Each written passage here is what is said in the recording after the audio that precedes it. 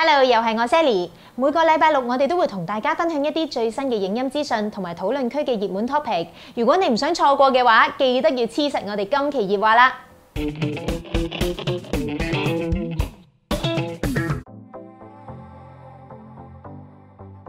上星期 LG 正式發布咗全新嘅 QNED Mini LED 電視機，新面板技術使用咗接近3萬粒嘅 LED 模組同埋2500個控光分區，能夠做到比傳統 LED 高出10倍螢幕對比度。4K 系列有65寸同埋75寸，8K 系列就有65寸、75寸同埋86寸。搭載咗 Real 8K 量子點 NanoCell 面板同埋 Alpine Gen 4 AI Processor 8K 處理器，8K 65寸嘅官方零售價係48,980蚊。打算升級 8K 電視嘅玩家可以積極考慮一下啦。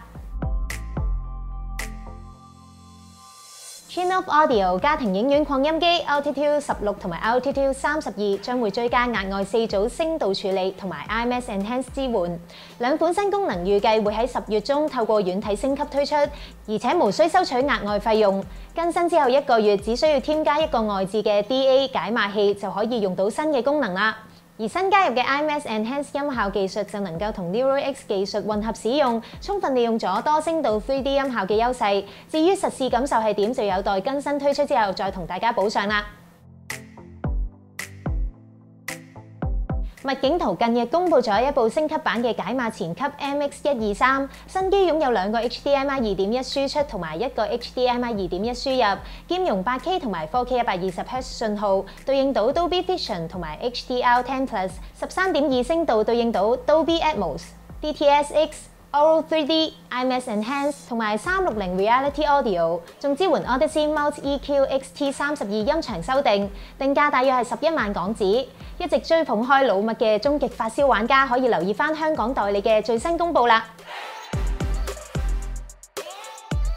近日 Sony 流出咗無線耳機實物圖，相信就係全新 Sony WF-C58 運動型真無線耳機啦，擁有 IPX4 防水濺認證，有綠色、白色、橙色同埋黑色4色，續航力有10個鐘頭，支援 DSEE 傳輸同埋360 Reality Audio 音效技術，預計售價就係640蚊左右，音質表現就要等實物推出先至可以實測到啦。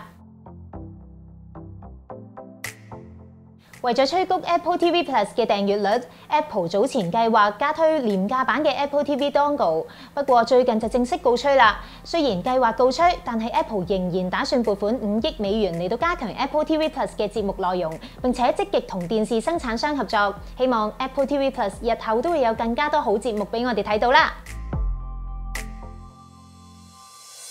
PS5 最近推出嘅重大系統升級，主要針對 SSD 儲存空間擴充同埋 3D Audio 音效功能。升級之後可以利用手掣上面嘅收音咪收集空間數據，再經電視喇叭輸出調整過嘅 3D 音效。而 PS5 專屬無線耳機 Pulse 3D 亦都會追加自定 EQ 功能。如果大家想知道更加多 PS5 3D Audio 音效嘅設定心得嘅話，就記得留意我哋嘅最新資訊啦。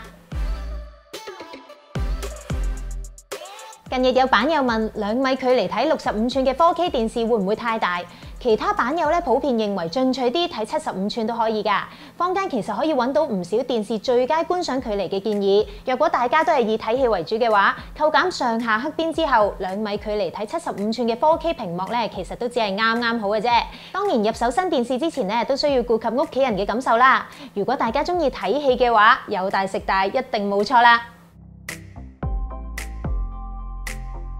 有版友想知道55寸蝸居空間玩5.1.2喇叭格局嘅話，有乜嘢需要注意呢？